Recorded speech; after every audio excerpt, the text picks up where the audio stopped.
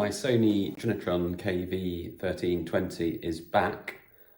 It's been away at a secret location for, well, about 4 or 5 months, having a service and a sort of sympathetic restoration. It hasn't had a complete rebuild or anything. It's just the basics that need to be done. And so I'll show you in this video before and after shots of the same video sequences previously and with the new upgraded TV.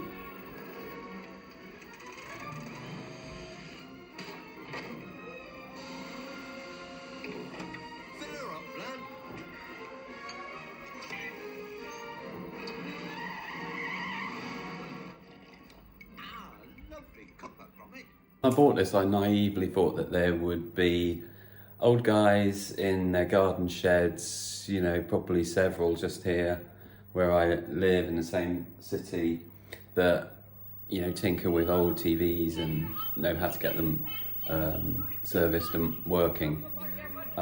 This is not correct.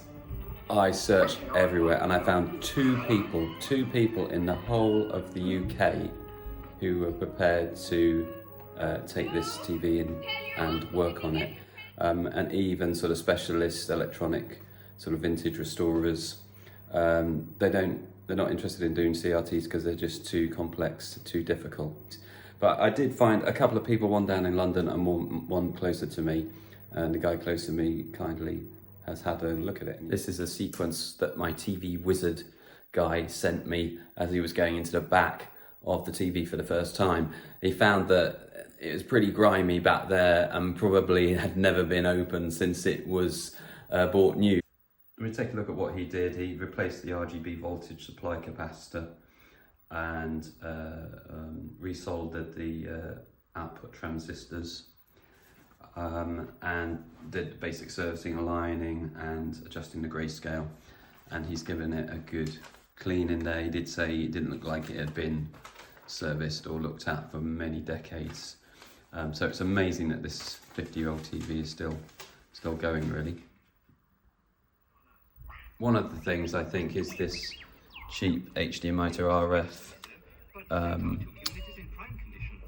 converter that I got, because my TV wizard guy, he showed me it with a 1980s video disc player plugged in, and the picture was so crisp and perfect, and there's definitely a bit more graininess when you look up close on the picture with my cheap thing. So I might invest in a more sophisticated RF modulator at some point.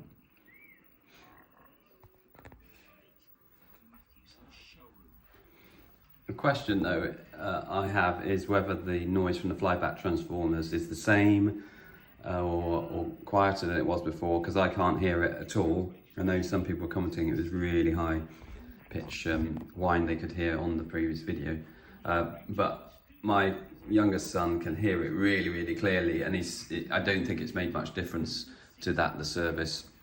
And I think it's just the age of the TV and the components in it. That's never going to get better unless you actually replace those components, which I don't think is going to be feasible to get replacement parts for it.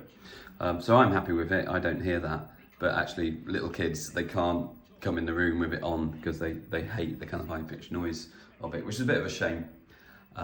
So I have to think about what I'm going to do with this now. I might put it up in the bedroom so that I can look at it and use it sometimes, but maybe not use it as the main second TV, because sometimes the kids will want to watch TV in here as well. Yeah, so there we have it, KV1320, 50-year-old colour TV, fully serviced and back in action.